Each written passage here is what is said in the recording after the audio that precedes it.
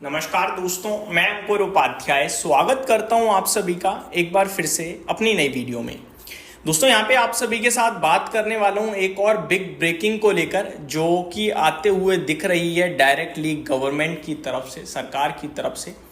दोस्तों नए GST reform के तहत आप सभी को पता ही है कि अभी दो ही जीएसटी होंगे, एक 5%, एक 18%, 28% और 12% को कट कर दिया गया है। अब यहाँ पे बड़े प्रोडक्ट्स के बारे में तो हम सभी ने अच्छे से डिस्कशन कर ही लिया था, लेकिन खबर ये आ रही है सूत्रों के हवाले से, भी अनऑफिशियल लेवल पे है कि केमिकल फर्टिलाइजर सेक्टर के लिए जीएसटी में बड़ी कटौती संभव है। अब ऑब्वियस है, जीएसटी जो लगता है अभी इस क्षेत्र पे, इस सेक्टर पे, वो 18% का लगता है। और 18% जिन जिन प्रोडक्ट्स पे जीएसटी लगता है उनमें 99% प्रोडक्ट्स का जो जीएसटी है वो घटकर 5% या नील में आएगा। तो फर्टिलाइजर सेक्टर जो है ना दोस्तों, केमिकल या फर्टिलाइजर, इस क्षेत्र की भी कुछ बड़े लेवल पे जो प्रोडक्ट्स हैं उन पे जीएसटी रिड्यूस हो सकता है 18% से 5% पे। किस किस जगह हो सकता है मैं आपको बताना चाहूंगा दोस्तों। Ammonia, sulphuric acid, nitric acid पर जीएसटी घटाने का प्लान दिख रहा है यहां गवर्नमेंट का। केंद्र सरकार ने जीओएम यानी ग्रुप ऑफ मिनिस्ट्रीज को भेजा बड़ी कटौती का प्रस्ताव। तो ये डिटेल्स सामने आती हुई दिख रही हैं आज के सेशन में, जहां पे 18% से जीएसटी घटाकर 5% करने की बात करी गई है, जिसके बाद पूरे के पूरे फर्टिलाइजर और आपको केमिकल सेक्टर में आपको एक्शन देखने को मिला होगा। एक बार स्टॉक्स की बात करना चाहूंगा। आरसीएफ अगर नोटिस करें, आज के एट द एंड तो मार्केट काफी वीक खराब हो गया था। आरसीएफ की बात करूं मैं पर्टिकुलरली तो 159 पे है। बीते एक हफ्ते से अच्छा कर रहा है स्टॉक बाजार के साथ, लेकिन बाजार के साथ गिर नहीं रहा, वीक के हाईस पे ही ट्रेड करता हुआ दिखा है। आज भी एक हफ्ते में करीब 8-9% ऊपर है। बाकी अगर देखें एक महीने में तो 3% समथिंग ऊपर है। 3 महीने की बात करें तो करीब 4% ऊपर है। 6 महीने की बात करें तो करीब 25% की तेजी दिख रही है। वहीं अगर मैं बीते एक साल की बात करूं तो अंडर परफॉर्मेंस है, 22% नीचे है, जैसे बाजार भी नीचे आया।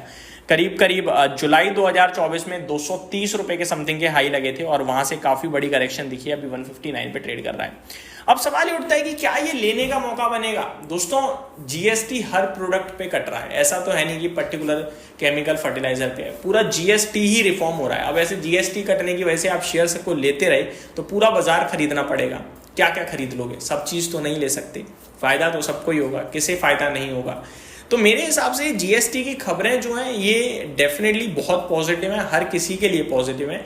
एक बार ऑफिशियल लेवल पे पूरी चीजें आने दो कि किस प्रोडक्ट पे कितना जीएसटी आने वाला है, क्लियर हो जाएगा। शेयर भागेंगे, भाग जाने दो, लेकिन फिर वो शेयर्स होंगे करेक्ट। ऐसा तो है नहीं खबर आई बस हो गया ना, चीजों को रिफ्लेक्ट होने में समय लगता है। 3 महीने 6 महीने में जब क्वार्टरली नंबर्स आएंगे रिफ्लेक्शन दिखेगा। अब होगा क्या, अब जीएसटी सस्ता हो जाएगा, सस्ता प्रोडक्ट हो जाएगा, इनका प्रोडक्ट सस्ता हो जाएगा, डिमांड बढ़ जाएगी, यही तो बाजार कह रहा है।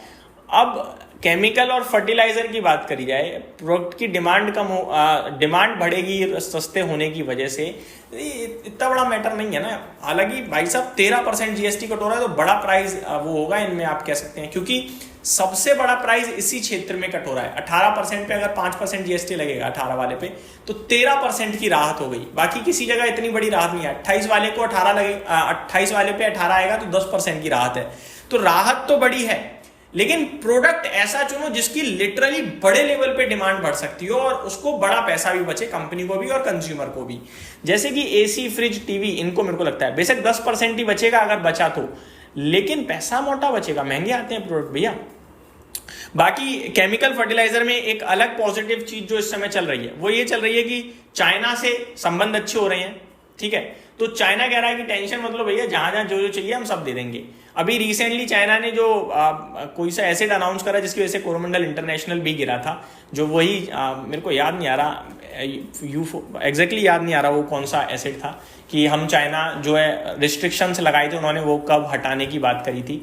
तो पूरे क्षेत्र में तो तेजी थी, लेकिन क्योंकि कोरोमंडल इंटरनेशनल उसी प्रोडक्ट को बनाने के लिए भारत में काम कर रहा था तो वो गिर गया था। तब मैंने डिटेल भी शेयर करी थी कि गिरावट मौका ही है, क्योंकि आज नहीं तो कल तो फायदा आएगा ही आएगा। और जब भारत में उपलब्ध है चीज तो चाइना से हो सकता है सरकार कहेगी भैया पहले भारत से ही ले लो।